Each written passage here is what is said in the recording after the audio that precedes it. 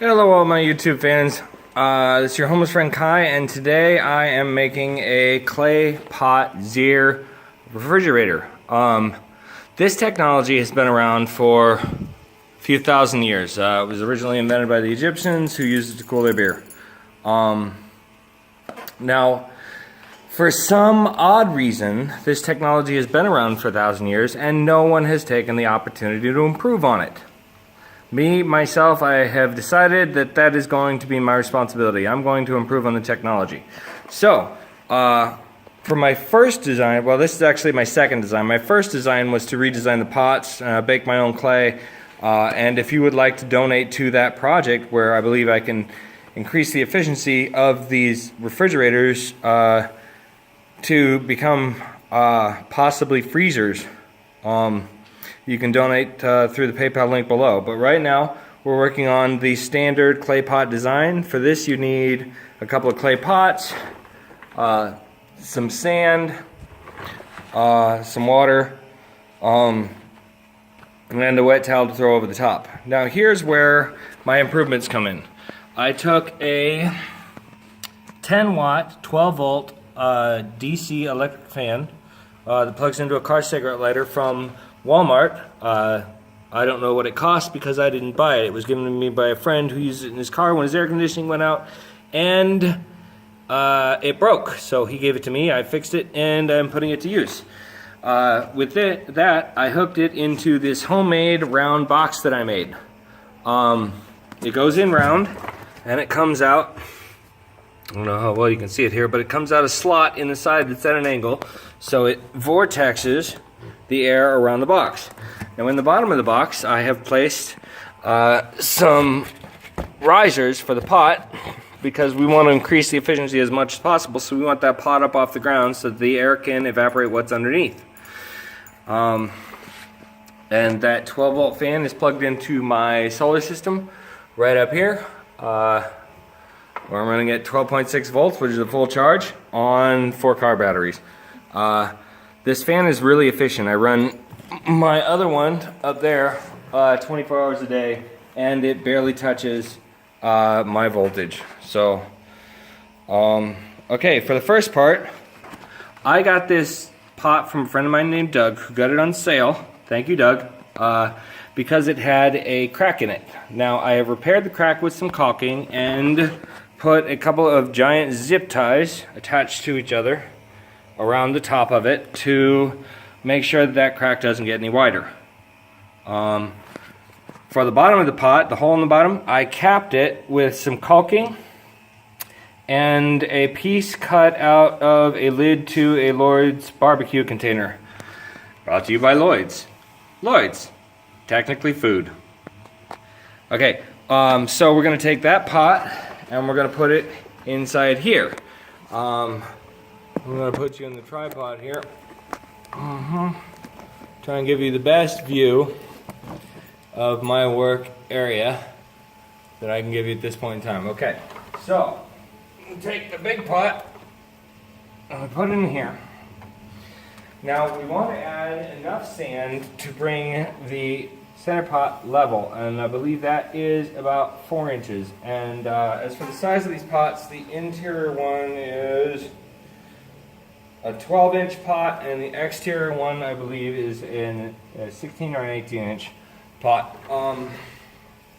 But it's got a few inches on either side. And first, we're going to want to put in a layer of sand on the bottom. Oh, shit, this is heavy. Oh, all right. So that we can make sure that that upper pot is level inside. All right.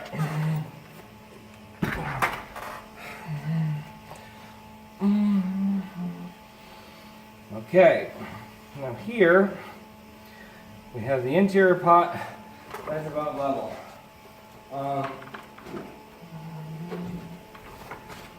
Crap.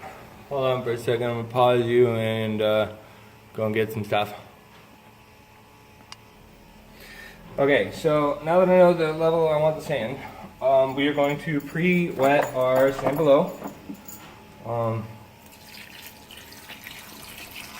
All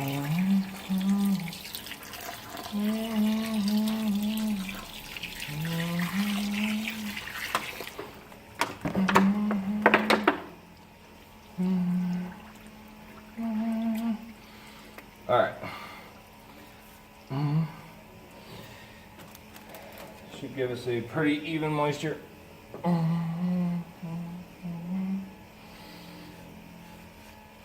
right. For this, I have made a couple of tools to make loading the sand easier. I have taken and cut the bottom off a gallon jug, and that is going to be our funnel for the sand. And for the shovel, I have recycled a I don't know, a liter water bottle, and we're going to use that to shovel the sand out. Sand is heavy. Okay, I think you guys got a good view.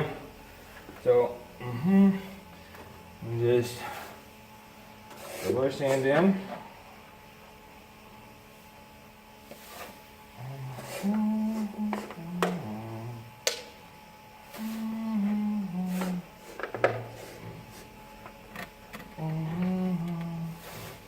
Okay, this is going to take a while, so I'm going to pause you guys so the video isn't too long.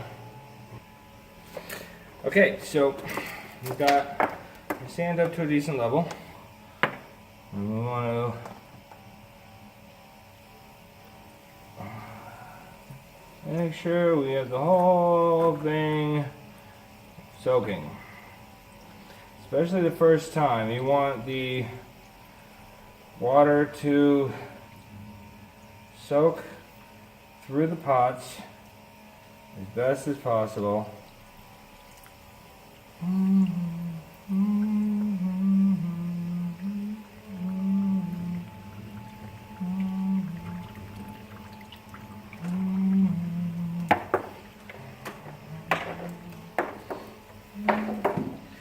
Let that soak in.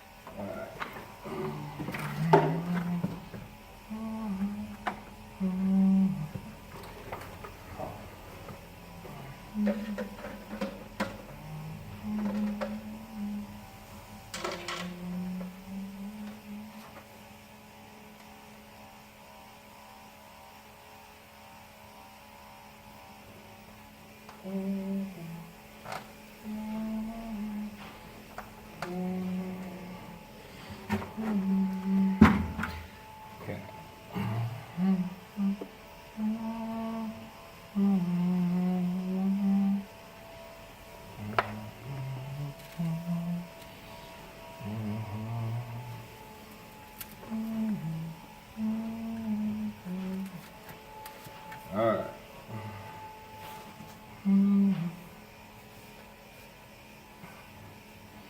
You want to bring your sand up pretty much to the top of the pot so that you have the full effect of the evaporation over all the way up to the edge to get the best efficiency.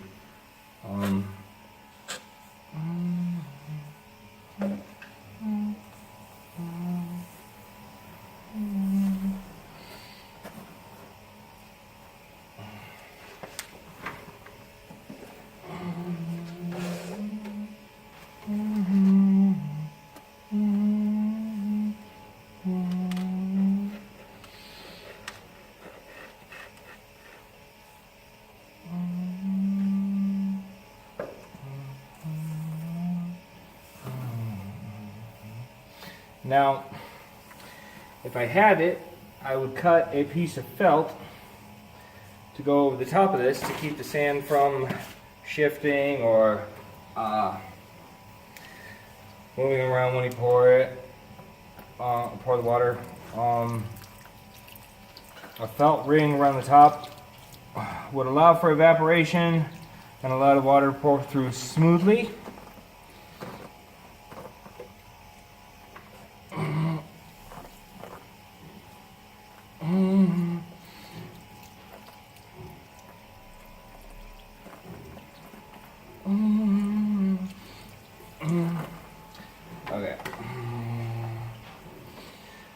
Hold on 1 second. Okay, my next bit of technology to improve the efficiency of this is a 2-liter bottle with a piece of PVC pipe stuck in the end and filled with water. And the PVC pipe is cut off at an angle.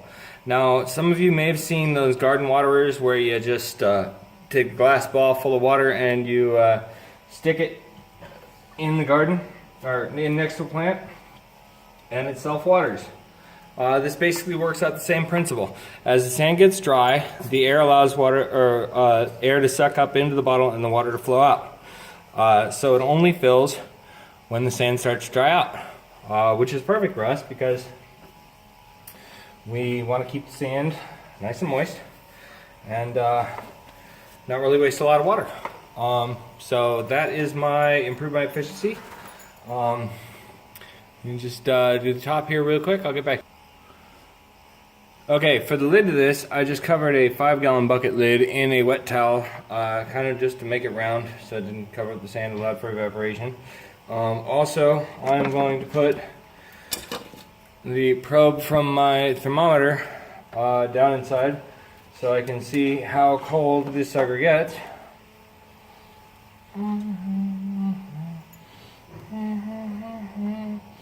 Okay, it's 28.8 now, and that's Celsius, 20.9 Celsius. I will run it for a few hours, and actually I'll run it for the night, and I'll let you guys know in the description tomorrow what the temperature got down to. And how efficient this sucker is. So yeah, 28, I don't know what that is in Celsius, but I'll let you guys know in the description what the Fahrenheit temperatures are versus the Celsius temperatures. Again, if you would like to contribute to my inventions, you're welcome to. Check the description for links, and I'll get back to you as soon as possible. Thanks for watching.